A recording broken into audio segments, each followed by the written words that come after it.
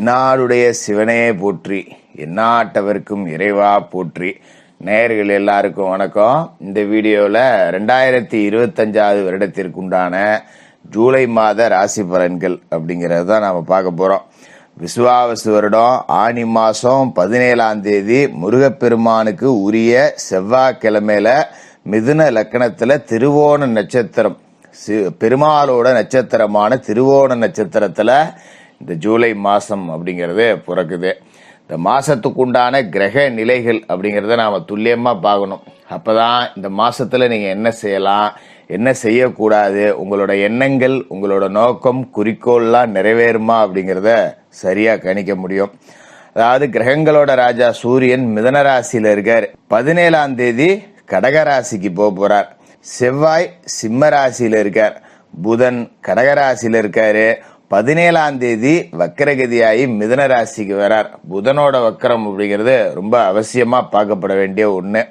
அதோட சுக்கிர பகவான் ரிஷபராசியில் ஆட்சியில் இருக்காரு. 26ஆம் தேதி மிதன ராசிக்கு போய் குருவோட இணைகிறார். தேவகுருவும் அசுரகுருவும் ஒன்னா பயணிக்க போறாங்க.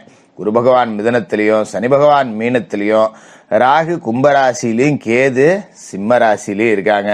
இதுதான் இந்த மாசத்துக்கு உண்டான கிரக நிலைகள். இது உங்களுக்கு என்னென்ன சாதக பலன்களை கொடுக்க போகுது, எந்தெந்த விஷயங்கள்ல நாம எச்சரிக்கையா இருக்கணும் அப்படிங்கிறத பார்ப்போம். கன்னிராசி நேயர்களே, உங்களுக்கு இந்த ஜூலை மாசம் எப்படி இருக்கு அப்படின்னு பாத்தீங்கன்னா, கண்டத்துல சனி இருந்துச்சு பாத்தீங்களா. இந்த கண்ட சனி அப்படிங்கிறது வாழ்க்கைய ரொம்ப மோசமா புரட்டி போடக்கூடிய ஒரு சனி. இதே காலகட்டத்தில் குருவும் போய் 10ல் உட்காந்துக்கிட்டாரு. இது எல்லாமே மோசமான ஒரு அமைப்பு அப்படிங்கிறது தான். பயப்படாதீங்க. என்ன ஜோசியரை எடுத்த உடனே பயமுறுத்துறீங்க அப்படின்னு நீங்க யோசிக்க வேண்டியதில்லை. ஏன்னா இதுக்கு மேல உங்களுக்கு ஏகப்பட்ட நன்மைகள் அப்படிங்கிறது நடக்க போகுது. குறிப்பா இந்த ஜூலை மாசத்துல உங்களுக்கு அற்புதமான யோக பலன்கள் அப்படிங்கிறது காத்துக்கிட்டு இருக்கு. அதாவது மாச தொடக்கத்துல உங்களோட ராசிநாதன் புதன் லாப வீட்டில் இருக்கார், கடகராசியில இருக்கார். 17 தேதி வரைக்கும் லாப வீட்டில் தான் இருக்க போறார். 10ஆம் இடத்துல சூரியனும் குருவும் சேர்ந்து குருராஜ யோகம் அப்படிங்கறத கொடுக்குறாங்க. அதாவது 10ல் குருன்னா பதவியில் மாற்றம். நிறைய பேருக்கு வேலை போயிருக்கும், வேலை கிடைக்காத ஒரு சூழல் கூட இருந்திருக்கும். நல்லா படிச்சிருக்கேன், நல்ல மார்க் எடுக்கிறேன், நல்ல திறமை இருக்கு, மெரிட் வச்சிருக்கேன், ஆனா ஒன்னும் சரியான வேலை அமைய மாட்டேங்குது. ஒன்னும் தெரியாதவங்களாம் மாசம் 1 லட்சம் சம்பளம் வாங்குறான், நான் 10-20க்கு படாபாடு போட்டுக்கிட்டு இருக்கேன் அப்படிங்கிற மாதிரியான நிலைமை இருந்திருக்கும். அது மாதிரி சில பேர் வெளிநாடு போய் நிறைய ஏமாந்துருப்பாங்க. அந்த ஏஜென்ட்டை நம்பி ஏமாந்து போனேன், எவ்வளவு சம்பளம் கொண்டு என்ன ஒட்டகம் மேய்க்க விட்டுட்டான் அப்படிங்கிற மாதிரிலாம் சொல்லுவாங்கல்ல. அந்த மாதிரி ஏமாந்தவர்களும் கன்னிராசிக்காரர்களா இருப்பீங்க.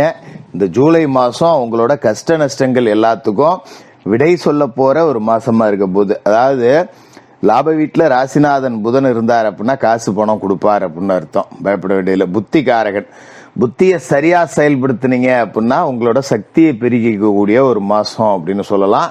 அதனால கடங்கண்ணி இருந்தாலும் அடைக்கக்கூடிய அளவுக்கு 10 ரூபா காசு பணம் அப்படிங்கிறது வந்துகிட்டு இருக்கும். நீங்க பயப்பட வேண்டியதில்லை. 17ஆம் தேதி மிதுன ராசிக்கு மறுபடியும் புதன் போறார். 10ஆம் இடத்துல போய் மறுபடியும் குருவோட இணைகிறார். வக்கரத்துல போறாரு. அதாவது ராசிக்கும் 10வது வீட்டுக்கும் அதிபதி வக்கரம் அப்படிங்கறத அடையக்கூடாதுதான். ஆனா கேந்திராதிபத்திய தோஷம் பெற்ற கிரகமாச்சே புதன், அவரு வக்கரம் அடையலாம், நன்மைதான்.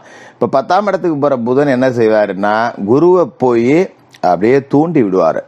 அப்ப முடங்கி கிடந்த தொழில் எல்லாம் மறுபடியும் செயல்பட தொடங்கும். பூட்டின கடையில பூவா தொங்குதுமா எல்லாம் அந்த மாதிரி தொழில் தொடங்கின நட்டமாயி போச்சு, முதலீடு இல்லை, கடையை சாத்தி வச்சிருக்கேன், சரியான வேலை ஆள் அமைய மாட்டேங்கிறான், நான் என்ன பண்றது அப்படின்னு கடந்த காலகட்டங்கள்ல செய்தொழில அப்படியே கொஞ்சம் லீவ் விட்டுட்டு பிரேக் எடுத்துட்டு உட்காந்துருந்தவங்க எல்லாம் மறுபடியும் தொழில்ல கொடிகட்டி பறக்க போறீங்க. ஒரு ஐடியா கிடைச்சிரும், நம்ம எந்த இடத்துல தப்பு பண்ணோம், இந்த விஷயத்தாலதான் இந்த தொழில் நட்டமாச்சு அப்படிங்கறத சரியா புரிஞ்சுக்கிட்டு அதே தொழில ஜெயிச்சு காட்டுவீங்க. ஏன்னா எங்க விழுந்தீங்களோ அங்கேயே எந்திரிக்கக்கூடிய ஒரு அற்புதமான மாசம். இதுல முக்கியமான இன்னொரு அமைப்பு என்ன அப்படின்னா கண்டச்சனி. அதாவது ராசிக்கு 7வது வீடு கண்ட சனி, கலத்திர சனி, சப்தம சனின்னு சொல்லுவோம். இந்த எல்லாம் சேர்ந்து உங்களை படாத பாடுபடுத்தி இருக்கு. 7ஆம் இடத்துல சனி இருக்கும்போது கூட்டு தொழில் செஞ்சவங்க நடுத்தருவுக்கு வந்திருப்பீங்க. கூட்டாளிகளால ஏமாத்தப்பட்டிருக்கலாம், இல்ல கூட்டாளி தனியா பிரிஞ்சு போய் நம்மள நிர்கதியா விட்டுருப்பாங்க. இப்படி எல்லாம் கூட நடந்திருக்கும். இந்த காலகட்டத்தில் அதாவது ஜூலை மாசம் 13ஆம் தேதி சனி பகவான் மீன ராசியில வக்ரகதி அடைகிறார். சனி வக்ரம் அப்படிங்கிறது அப்படியே ஒரு தலைகீழ் மாற்றத்தை கொடுக்கும்.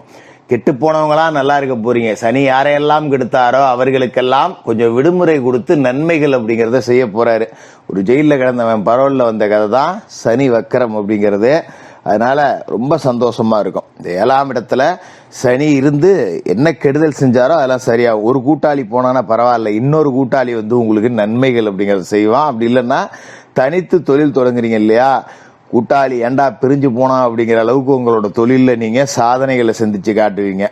டே என்னடா அவனுக்கு நல்ல வருமானம் வருது போல, கடை கடையெல்லாம் டெவலப் பண்ணிட்டான், தொழில் விருத்தியாகி போச்சு, நம்ம தான் அவசரப்பட்டு கழுந்துட்டு வந்துட்டோமோ, இப்போ கூட இருந்தா 10 ரூபா சம்பாரிச்சிருக்கலாமே அப்படின்னு அவனே உங்க வளர்ச்சியை பார்த்து மூக்கு மேல விரல் வைக்கிற அளவுக்கு, பொறாமப்படக்கூடிய அளவுக்கு தொழில் வளர்ச்சி அப்படிங்கறதுல உச்சத்தை தொட்டு 10 ரூபா காசு பணத்தை சம்பாரிச்சு காட்ட போற ஒரு அற்புதமான இன்பமான ஒரு மாதமா இருக்கும். இந்த சனி வக்கரத்திற்கு பிறகு புது முயற்சிகள் அப்படிங்கறத தாராளமா செய்யுங்க. அது மாதிரி 17ஆம் தேதிக்கு மேல கடகராசிக்கு சூரியன் வந்துருவார். உங்களோட ராசிக்கு விரையாதிபதி லாப வீட்டுக்கு வரார். அப்படிங்கிறப்ப விரயத்துக்கு தக்கன வருமானம் அப்படிங்கிறது இருக்கும். வருமானம் வந்து விரயமாச்சுன்னு வச்சுங்களேன், அது சங்கடமா இருக்கும். என்னடா இது 10 ரூபா தான் வந்துச்சு, 10 ரூபாயும் போச்சுன்னு. ஆனா இங்க வருமானமே வராமல்ல நமக்கு விரயம் வந்துகிட்டு இருந்தது.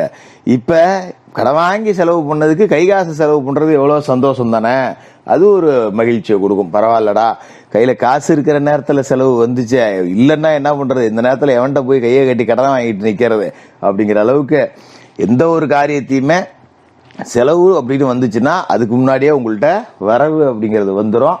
அதனால நீங்க அதை பத்தி கவலைப்பட வேண்டியது இல்லை. அதே மாதிரி சுக்கிரன் உங்களோட ராசிக்கு அற்புதமான வீட்டில் இருக்கார். 9வது வீட்டுல சுக்கிரன் அப்படிங்கிறவர் இருக்காரு. 26ஆம் தேதி தான் அவர் 10வது வீட்டுக்கு போறார். அப்போ 9ல சுக்கிரன் இருக்காரு அப்படின்னா ஒரு வீட்டை அலங்கரிக்கக்கூடிய வேலைகளை செய்யலாம். வீட்டில் வந்து இன்டீரியர் டெக்கரேஷன் பண்றேன், இல்லை வீட்டுக்கு ஒரு ஏசி மாட்டுறேன், இல்லை வீட்டுக்கு ஆடம்பர பொருட்கள் வாங்கி மாட்டுறேன், சாதா டிவி வச்சிருக்கேன் தூக்கி போட்டு பெரிய டிவியா வாங்க போறேன், இல்லை ஒரு கார் வாங்க போறேன், இல்லை ஒரு பைக் வாங்க போறேன், வீட்டுக்கு வர்ணம் பூச போறேன், இது மாதிரி உங்களை அழகுபடுத்தியக்கூடியது, உங்களோட சுற்றத்தை அழகுபடுத்தக்கூடிய வேலைகள்லாம் செய்வீங்க. அது மாதிரி ஒரு தொழில் செஞ்சீங்க அப்படின்னா தொழில் நல்லபடியா போகும். அப்ப அந்த தொழில் நிறுவனத்தை அலங்கரிக்கக்கூடிய வேலைகள், டெக்கரேஷன் பண்றது, போறது வர்றது, இந்த மாதிரி எல்லாம் செய்வீங்க. இதெல்லாம் ஒரு மனுஷன் எப்ப செய்வான் அப்படின்னா தாங்கிட்ட நல்ல வருமானம் இருக்கு அப்படிங்கிறப்பதான் செய்வான். யாரும் இப்ப கடங்கண்ணியை வாங்கி போயிட்டு ஒரு அலங்காரம் அப்படிங்கறதெல்லாம் செய்ய போறதில்லை. அப்ப அதை நம்ம செய்யறோம்னா நம்ம கிட்ட மிதமிஞ்சிய வருமானம் அப்படிங்கிறது இருக்கு. அப்படி இல்லைன்னா இதை செஞ்சா இன்னும் வருமானம் வரும்டா. இந்த 2ல 1 அப்படிங்கிற மாதிரி தான் உங்களுக்கு வாழ்க்கை அப்படிங்கிறது ரொம்ப நல்லா இருக்க போகுது. அது மாதிரி நீங்க எதை பத்தியும் கவலைப்பட வேண்டியதில்லை. 6ஆம் இடத்துல ராகு அப்படிங்கிறவர் இருக்காரு. யார் அந்த ராகுன்னா விஷப்பாம்பு, குரு பார்க்க புனிதப்பட்ட விஷப்பாம்பு. அப்படியே உங்களை பார்த்தாலே எதிரிகள் தொடை நடுங்குவாங்க. எப்படி பாம்பை கண்டா படையும் நடுங்குன்னு சொல்லுவாங்கல்ல, அந்த அளவுக்கு உங்களோட சீற்றம் அப்படிங்கிறது இருக்கும். எதிரிகள் உங்களை பார்த்து அச்சப்பட்டு ஓடுவாங்க. நகை நட்டு அடவு வச்சிருந்தா மீட்டுக்கலாம், கடன் இருந்தா அடைச்சிடலாம். இப்படி எல்லாத்தையுமே சாதிக்கக்கூடிய ஒரு மாசம். சனிப்பெயர்ச்சிக்கு பிறகு ஒரு நல்லது அப்படிங்கறதே நடக்கல அப்படின்னு புலம்பிக்கிட்டு இருந்த கன்னிராசிக்காரர்கள் கடனெல்லாம் அடைச்சிட்டு கௌரவத்தோட வாழ போற ஒரு அற்புதமான மாசமா இருக்க போது. விரயஸ்தானத்துல செவ்வாய் இருக்கார் அப்படிங்கறதால இடம் பூமி வாங்குறதுனா வாங்குங்க. இடத்துல முதலீடு போடலாம். ஒரு பிளாட் வாங்குறேன், ஒரு விவசாய நிலம் வாங்குறேன், மண்ணு வாங்குறேன், மனம் வாங்குறேன்னு விவசாயம் சார்ந்தோ இல்ல மண்ணு மனை சார்ந்தோ இல்ல பூமி சார்ந்தோ முதலீடுங்கிறது போடலாம். இடம் வாங்கினா வாங்குங்க, பின்னாடி நல்ல விலைக்கு விற்கும், லாபம் கிடைக்கும். அது மாதிரி ஒரு போர்வெல் போடுறது, கிணறு வெட்டுறது, இது மாதிரி மண்ணை நம்பி செய்யக்கூடிய எந்த தொழிலும் செய்யலாம். குறிப்பா விவசாயத்துல சாதனை படைக்கக்கூடிய வாய்ப்பு அப்படிங்கிறது எல்லாமே கிடைக்குது. அந்த வகையில மிக அற்புதமான ஒரு மாசமா இந்த ஜூலை மாசம் இருக்கும். கன்னிராசிக்காரர்களுக்கு வாழ்த்துக்கள்.